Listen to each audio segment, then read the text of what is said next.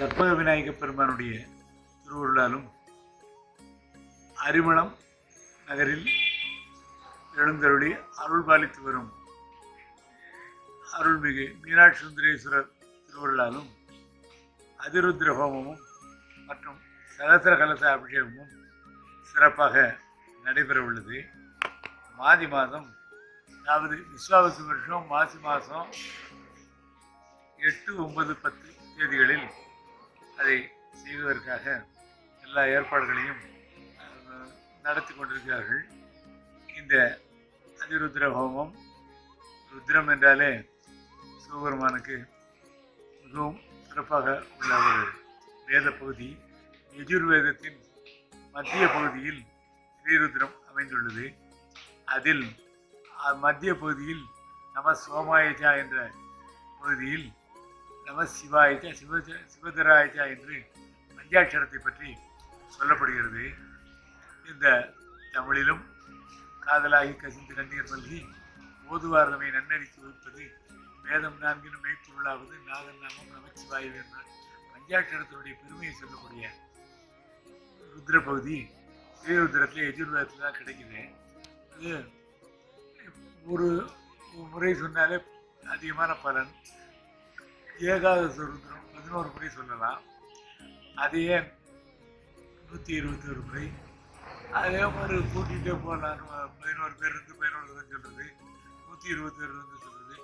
மொத்தம் இப்படியே ஒன்றா சொல்லி மகாருத்ரம் அதிருத்ரம் இதெல்லாம் மூல நூல்களில் நம்முடைய பெரியவங்க வழிகாட்டியிருக்காங்க. இந்த வழிகாட்டலோடு இந்த சகசிர கலச அபிஷேகம்ங்கிறது காரணாகமும் காமிகாகமும் அஜிதம் சுப்ரபேதம் போன்ற ஆகமங்களில் சிவபெருமானுக்குள்ள சகசிர கலசங்களையும் அதனுடைய தேவதைகளையும் எப்படி எப்படியெல்லாம் பண்ணணும், எப்படி அமைக்கணும் அப்படிங்கிறதெல்லாம் அவங்க வச்சுருக்காங்க. அதெல்லாம் தழுவி இவங்க நல்லாவே அரிமளம் நகரத்தார் மதிப்பிற்குரிய எல்லோரும் இணைந்து திரு MSM சோம் அவர்கள் மற்றும் நம்முடைய யாகசாலையெல்லாம் அடிக்கடி சிறப்பாக நடத்தி கொண்டிருக்கக்கூடிய அரிமளம் சுப்புச்செட்டியார் அவர்களும், அதே போல சிவனடியார்கள் நிறைய பேர் அன்போடும் நகரத்தார்களும் எல்லோரும் இணைந்து இந்த நல்ல காரியத்தில் ஈடுபட்டிருக்காங்க. ஒரு முறை இந்த யாகசாலையில் 1008 கலசங்களையும் தரிசனம் பண்ணி ஸ்ரீருத்ரத்தை காதால கேட்டாலே பல்வேறு பாவங்கள் நீங்கும்னு பல இடங்களில் சொல்லப்பட்டிருக்கு. எல்லாம் நம்முடைய முன்னோர்கள் காட்டிய வழி.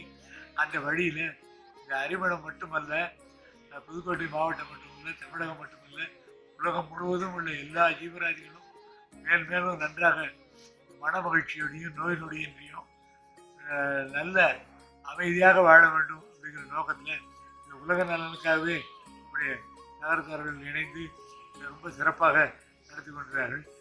தமிழக சிவாச்சாரியார்கள், ஓதுவாமூர்த்திகள், அதே மாதிரி பெரிய மடாதிபதிகள் தர்மபுரம், திருவாவூர்துறை, திருப்பனந்தாள், குன்றக்குடி, செம்பூர் போன்ற மடாதிபதிகள் எல்லோருமே இந்த விழாவில் பங்கு பெறுகிறார்கள்.